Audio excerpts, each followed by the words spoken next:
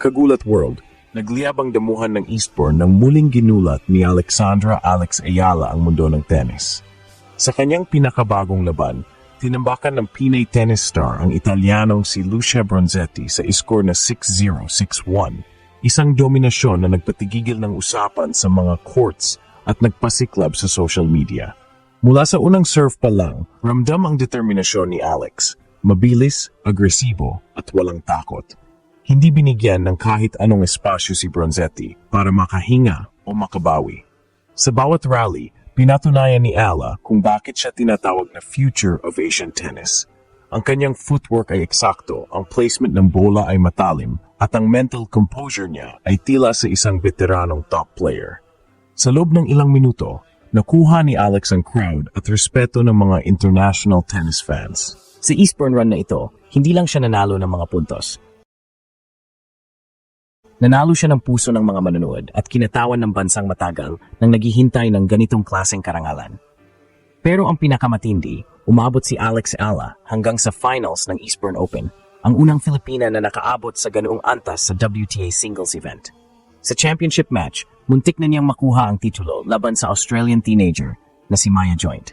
Umabot pa sa epic third set tie-break bago siya natalo 6-4, 1-6, 7-6 sa isang laban na punong-puno ng emosyon at puso. Kahit hindi nakuha ang corona, ipinakita ni Ala na kaya niyang makipagsabayan sa pinakamagaling sa mundo.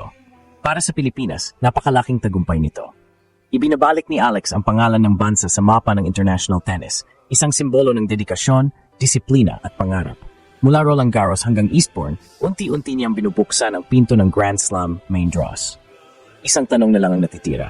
Handa na ba ang buong mundo sa pag-angat ng isang Pinay champion? Dahil kung patuloy ang ganitong performance, mukhang hindi lang semifinals o finals ang tatargetin ni Alex Ala sa susunod, kundi ang mismong WTA title.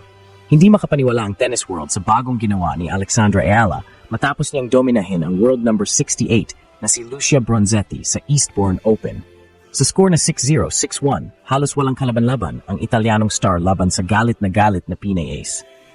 Sa bawat palo, ramdam ang apoy ng batang Filipina. Mabilis ang footwork, matalas ang anticipation, at parang may radar sa bawat sulok ng court. Ika nga ng mga fans sa Eastbourne, this girl plays like she owns the grass. Ang tagumpay na ito ay nagbigay daan kay Ala para umusad sa finals ng WTA 250 Eastbourne, isang prestihiyosong tournament na naging test run ng mga top players bago ang Wimbledon.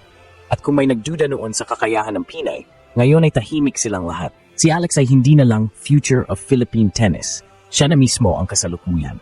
Sa edad na 20, siya na ang nagdala ng pinakamalalim na run ng isang Filipina sa WTA professional circuit. Nakapasok siya sa finals matapos talunin ang mas mataas na seeded players gaya ni Lucia Bronzetti at iba pang top 100 names. Pero hindi lang panalo ang pinakita ni Alex, kundi puso, grit at composure na bihira sa ganitong edad. Sa bawat panalo, dala niya ang bandila ng Pilipinas sa dibdib at kitang-kita sa bawat sigaw at fist pump kung gaano niya ipinaglalaban ang ating bansa. Sa Eastbourne, isang Pinay ang nagsilbing bagyo sa gitna ng mga European elite. At sa damuhan ng England, kinulat na naman ni Alex Ala ang buong mundo. Ang laban ni Alexandra Ala kontra Lucia Bronzetti ay hindi basta upset. Ito ay deklarasyon ng bagong panahon sa women's tennis. Si Bronzetti, kilala sa kanyang defensive consistency at malinis na baseline play, ay tila nawala ng sagot sa matinding agresyon ni Ala. Sa unang set pa lang, 6 na sunod na games ang kinuha ng Pinay, hindi binigyan ng kahit isang pagkakataon ng kalaban. Sa second set, nagpatuloy ang momentum at tila bawat palo ni Ala ay tumatama sa gitna ng linya, isang indikasyon ng world-class precision na karaniwang nakikita lamang sa top 20 players ng WTA. Matapos ang laban, maging ang mga commentators ng Eastbourne ay napahanga. Tinawag nila ang performance ni Ala na one of the most dominant displays we've seen this season. Hindi rin nakapaniwala ang ilang fans nang marinig na ang Pinay star ay galing pa sa Southeast Asia, isang rehiyong bihira sa global tennis radar. Sa post-match interview, humble pa rin si Alex, sinabing, "I just wanted to enjoy the match and stay focused on my shots." Pero sa totoo lang, hindi lang enjoyment ang dala niya. Dala niya ang panibagong pag-asa para sa Asian tennis at sa Pilipinas. Sa finals, muntik na makuha ni Ala ang titulo matapos isang diktikang laban-laban sa top-seeded player, kung saan ipinakita niya ang mental toughness na karaniwang nakikita lamang sa mga veteranong manlalaro. Kahit hindi nakuha ang championship trophy, nakuha naman niya ang respeto ng buong tennis community. Sa social media, sumabog ang suporta. Mula sa mga kapwa-atleta hanggang sa mga kababayan na nagsabing, Alex, you made us proud. Sa Eastbourne, ipinakita ni Ala na hindi lang siya lumalaban. Siya ang bagong mukha ng global tennis revolution mula sa Pilipinas. Sa finals ng Eastbourne Open, nagpatuloy ang magic ni Alexandra Ala, isang 20 anyos na Pinay na patuloy na gumugulat sa buong mundo ng tennis.